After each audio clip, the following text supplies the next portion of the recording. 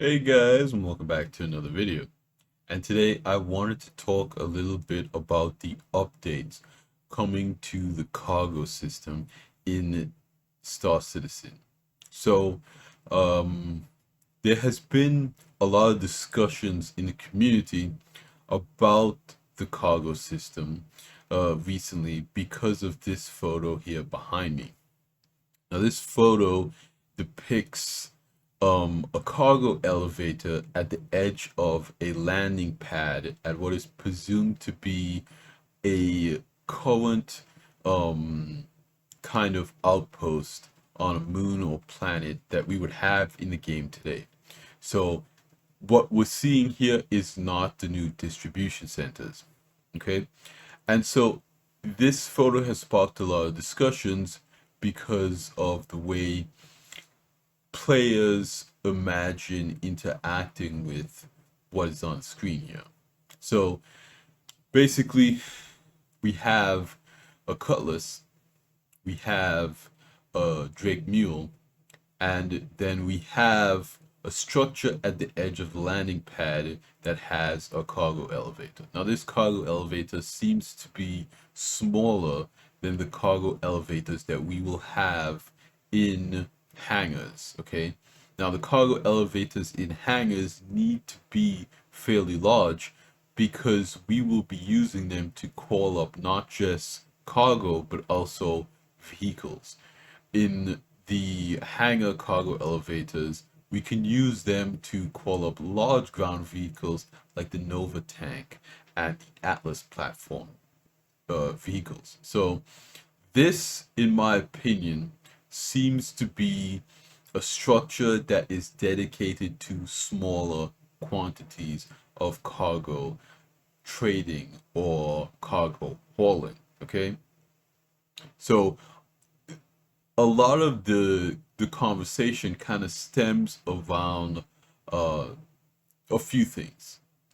One is, of course, griefing, because even though the dislocation is presumed to be in a armistice zone, as current day outposts are in armistice zones, and you will get a crime stat from doing anything nefarious there, you also won't be able to fire your weapons inside of an armistice zone. But that doesn't mean emergent gameplay situations can't happen. I think that CIG are going to maintain armistice zones for these locations. That essentially means that you will not be able to take out your gun and fire it in these locations, and you will not be able to fire your ship weapons in these locations. So the question becomes, what are players worried about with this with griefing in these locations? Well, people are worried about you know, other players potentially stealing your cargo boxes with tractor beams. They're worried about players sneaking onto their ships and you know, hijacking the cargo after they're done loading. I believe that all of these scenarios are quite complex and they will be edge case. For the most part, it really comes down to how long you're going to end up staying at these locations and how much cargo you're actually going to be transporting from these locations. Now, with the various sizes of SCU boxes, you have an opportunity to make this process go fairly quick. Okay, this is at the edge of a landing pad, so if you had, let's say, a C1 here that can hold 64 SU of cargo, and you buy 64 SU of cargo, you have 232 SU cargo boxes that you have to move from this elevator to your cargo bay. Realistically speaking, that shouldn't take more than a few minutes, 1 or 2 minutes. Um, you could easily have your character walk out here, open the cargo elevator, tractor beam the 32 SU box out with the dedicated tractor beam tool, the much larger one, not the multi tool, and then you just put it in the C1 and you fly away. Strictly speaking, I don't think that there's going to be a lot of friction around that type of gameplay. Again, I think that the cargo capacity at these locations will be limited. This does not look like a full-size cargo elevator. Again, you could kind of see its scale compared to these mannequins here. So they have, and if I zoom in here a little bit, you can see they have the character mannequins that they use for a lot of the concept art just placed around the scene. So you can see the scale of the area, okay? And you can see here the size of one SU box in relationship to the cargo elevator here. And it looks like you have 1, 2, 3, 4 SCU size boxes here.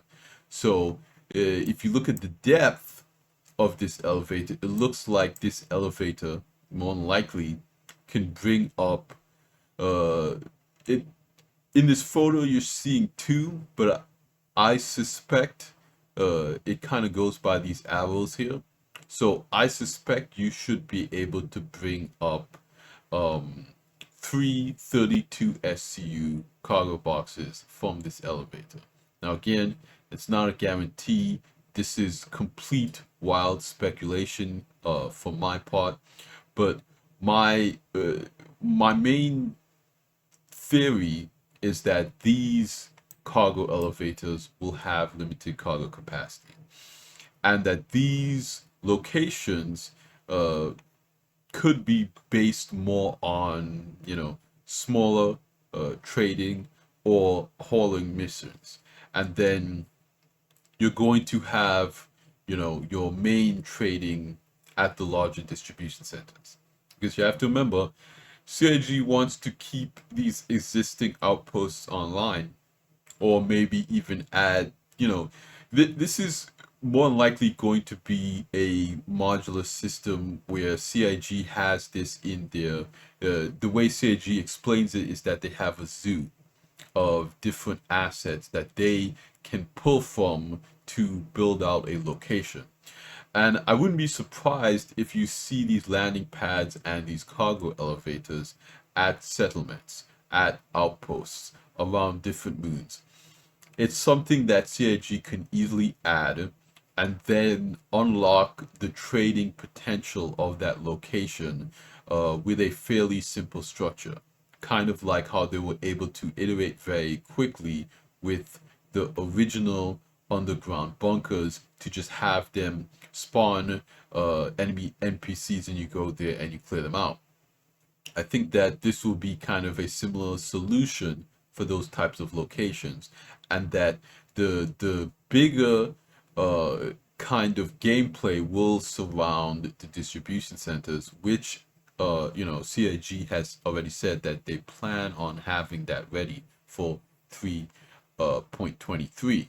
And if you think about it, you're probably not you probably don't want to buy like 500 SU of cargo from one of these locations. They're probably not set up to support that. And it's one of those things that was kind of unrealistic in the first version of these outposts, is that it was not believable that they could produce the amounts of quantities that players were trading from those locations. You would see some mining outposts that has like 4 or 5 drills, and you can buy, insane quantity of tradable commodities from this location. Or you would have a farm that has 2 or 3 small greenhouses, and you can buy all kinds of stuff from there. And I think CIG is kind of paring that back. They have a new economy team that will go through and balance a lot of these things. So I think what they're going to do is that they're going to limit some of the stuff that happens at these outposts to drive players to go to these distribution centers instead. But this really allows them to keep these outposts online and allow players to continue to trade with these locations, and again, perhaps do delivery missions and hauling missions from these locations. And again, they're showing you here the Cutlass Black, which is a perfect ship for those smaller quantities of trading and hauling.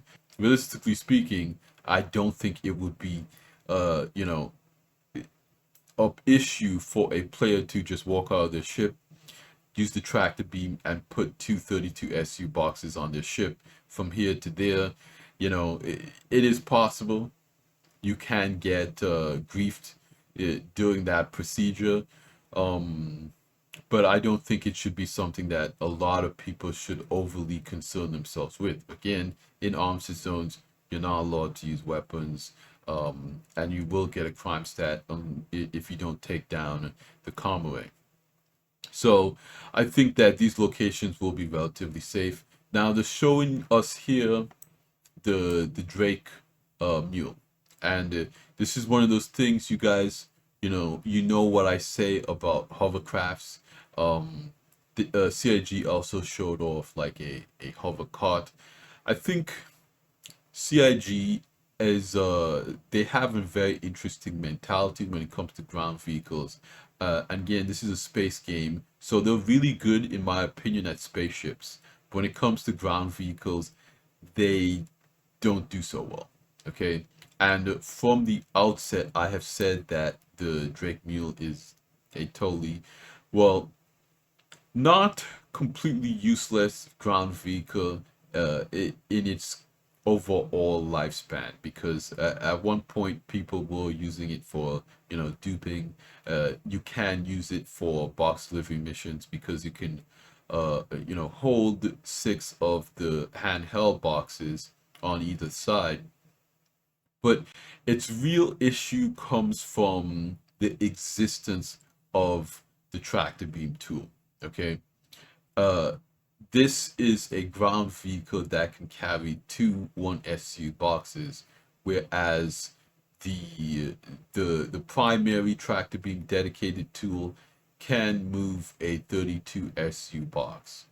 So if you can move that much, uh, if you can move that large of a container just by hand, why would you use this?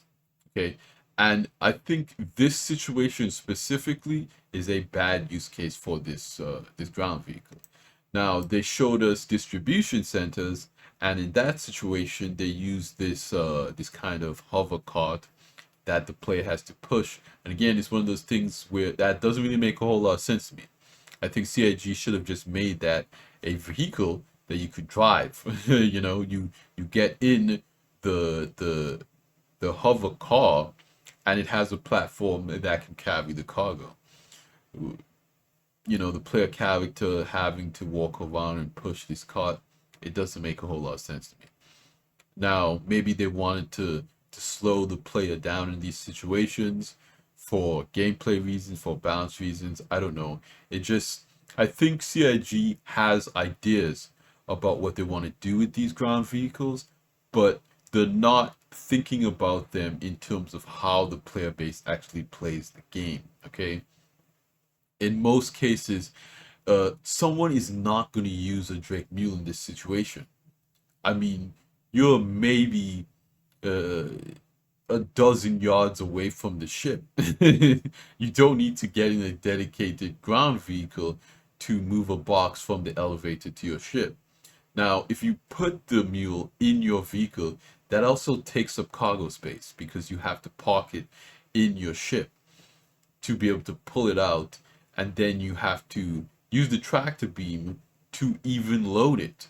So just to load the mule, you already own a tractor beam, because you can't use this ground vehicle without a tractor beam. You need to use the tractor beam to put the cargo box in the mule. Why not just use the tractor beam to put it straight into your ship? Okay, this is not a situation where you would use a mule. Okay, obviously maybe the designers or the people just put a mule here for the photo, but this is a terrible use case for the mule. Now, in distribution centers, that might be a bit of a different story. Maybe you have personal items, or you're a player that is into crafting or something like that, and you put those personal items into a personal storage box, and you put the personal storage box in a mule, and then you drive along the roads of the distribution centers, dropping it off at different landing pads for different players. Okay, so I don't know. I think there is some use case for this ground vehicle, but in all honesty, if CIG just removed the forks from the front of this thing and put a ship tractor beam on the roof, it would solve a lot of the issues that this ground vehicle has. This ground vehicle needs a tractor beam. I mean, a lot of people joke about Star Citizen being Beam Citizen, but if that's the standard, the baseline that they've already established, then that's something that they need to continue moving forward with all vehicles. If you're going to create a cargo vehicle, it should have a tractor beam so you could load that vehicle. Um, so, in a perfect world, in my opinion, the Drake Mule doesn't have the forks on the front. It still has the one SU box at the back. If you want to use the personal storage containers, it still has the two racks on either side for the carryable storage boxes. But then it will have a ship tractor beam on the roof. So then you can just tractor beam a container as you drive. Okay. And then for the hover cart, I would get rid of it. I wouldn't make it a cart. I would make it a vehicle so the player could sit down and drive it instead of, run or try to push it because carts are just incredibly janky and problematic. I think if it was a ground vehicle instead of a cart, it would just make so much more sense. And then, of course, I would put a dedicated ship tractor beam on it so you don't have to leave the seat to load it. You can essentially get on this hover platform, drive it to the location where you're picking up the cargo. Then you could enter the tractor beam and put the cargo boxes on the platform and then drive away into your ship and then fly away with all of the cargo boxes still on the platform. You don't even have to move it off at that point. I think that would be the logical gameplay loop that would make things fast enough, but still, keep it immersive enough. But it would also be realistic. I don't think in the real world they would make it more complicated for themselves. If you have the technology to have tractor beams, you would use tractor beams in all of those situations. You wouldn't go, oh, okay, I'm going to physically load this box by hand. You wouldn't create a vehicle where you have to physically load this box by hand when tractor beams exist and are so ubiquitous. It doesn't make sense from a lore perspective. It doesn't make sense from a gameplay perspective. It just doesn't make sense, period. So those are the changes I would make. But I think this is a pretty interesting conversation. I don't think there's a lot to worry about at these locations when it comes to piracy and griefing. Of course, there are going to be those edge case emerging situations, and that's a good thing, in my personal opinion. Star Citizen an MMO, we need to create those situations, those scenarios for emergent gameplays. That's something that I'm always going to advocate for. But again, I don't think there's anything to be overly worried about. I've been a cargo trader for the entire time that I've played Star Citizen. I still trade cargo. So, I do trading more than mining. And of course, my primary career at this point is salvage. But in all those situations, you're dealing with cargo. And, I rarely have an issue with griefers. I rarely have an issue, with pirates. It does happen. And sometimes you run into one of those nights where you get pirated 3 times in one night. Sometimes you go weeks without getting pirated ever. It's just kind of how things happen, and you know you got to be ready for it. And that's all I can really say.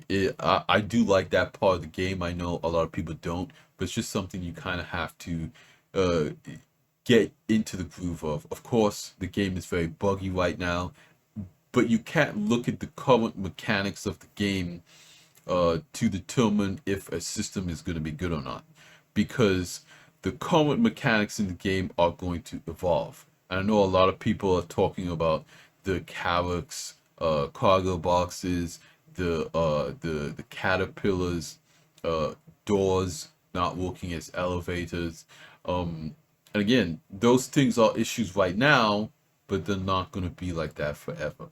So CIG has to build systems for how the game is supposed to be, not how it currently is, which sucks in the interim for players who want to do cargo hauling with the Kavak. But the Kavak is not really a cargo hauling ship, it is an exploration ship. It kind of serves as a cargo hauling ship, but in reality, if you're doing dedicated trading or cargo hauling, you're really going to want to look at something like a C2, you know, or a Freelancer Max or Constellation Taurus. Those three ships are, in my opinion, the ships you want to look at if you're really interested in the cargo hauling profession and you want to take it seriously. Now, if you want to do casual cargo hauling and trading, you can use just about anything, be MSR, Corsair, you know, a C1. But if you're really serious about the cargo hauling profession, I really advise you take a serious look at those three ships. Not a Carrack. You know, it's like saying, okay, I'm gonna use a Javelin to cargo one.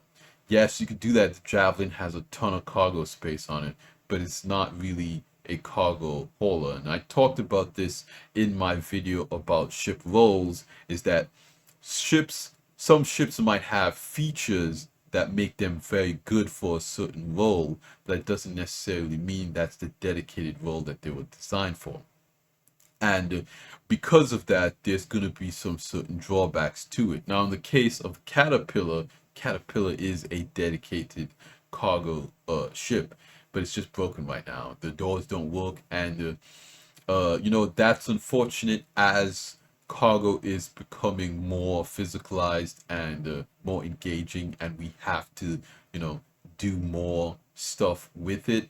I think this was a really cool sneak peek because it kind of lets us know how serious CIG is with the cargo updates in 323. Remember, 323 is supposed to have distribution centers, uh, instance hangars with cargo elevators inside of them, and presumably now 323 will also have cargo elevators at outposts. And again, this was a question that I had about the physicalized cargo system. How are they going to do cargo at these outposts? This is the answer to that question.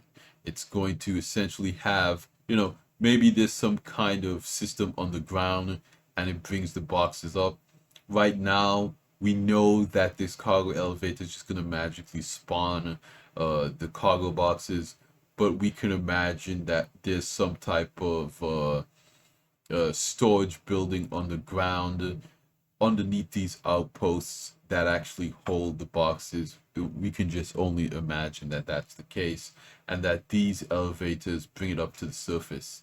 Um, what I would have liked to see at these outpost locations was just underground hangars, where instead of a landing pad out in the open, you have hangar doors. You land your ship in, the doors close. It has a regular cargo elevator, and then you can, you know, take your time and load, uh, because of course it would be like an instance hangar, and you would be 100% safe in this locked hangar.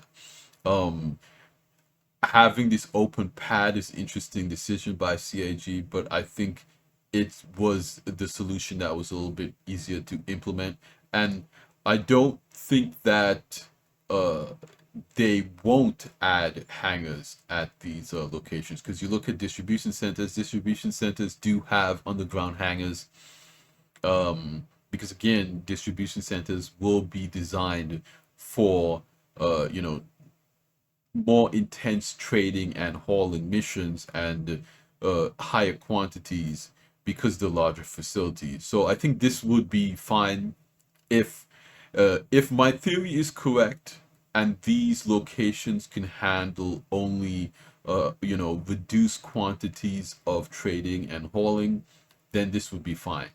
If you can get 500 SU out of this location, it would take a while and it might be a bigger problem. Again, if it's something like these have max trading and hauling limits of 96 SCU of cargo, that's 332 SU cargo boxes, then I think it won't be a problem, because you could easily just go from your ship to this location and move 3 boxes. But if it's a situation where they're not limited and you can get 500 SU of cargo out of these elevators, I think it's going to be kind of interesting. Now,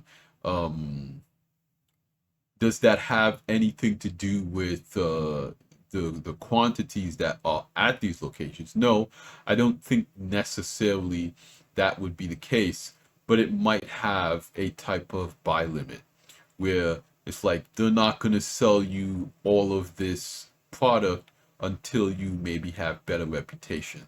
So let's say this is a faction owned outpost or facility. You come to this location, you want to buy some commodities to trade. You need a better reputation with this distributor to be able to buy those types of quantities from them, or do those types of missions. And once that happens, then they start sending you to the larger distribution centers where you can buy more cargo and do more trading. But again, that's just all wild speculation. I'm just kind of throwing ideas out there. This is a theory crafting channel. It's kind of what I do. But let me know what you guys think. I want to hear from you guys down into the comments. What do you think about these locations? Do you think it will be a Griefer's paradise? Do you think the mule needs to be reworked? Do you think that the new hover trolley that isn't even out yet needs to be reworked? Are you excited about the cargo elevators and the instance hangars that are coming out? This is an exciting time to be a citizen. Okay, 323 is shaping up to be an absolute rock star of a patch, and I couldn't be more excited about it. Again, us just finally being able to have this conversation and see what CIG's solution for this problem is, to me, is incredibly exciting. I've had this question about these locations for years now, and this image finally answers it. So I'm pretty happy about what we'll have, what we're gonna have. Obviously, there are issues with Mule and the new hover trolley, but these are things that we're gonna have to figure out when we actually get them in our hands and we can actually play with it. Hopefully, fingers crossed, the new hover trolley is not buggy and crazy and smooth as we've seen on ISC and at CitizenCon. And hopefully CIG finally gives us a hover car. I want to scream from the rooftops, please CIG, just give us a hover car. I don't know what you guys are waiting for.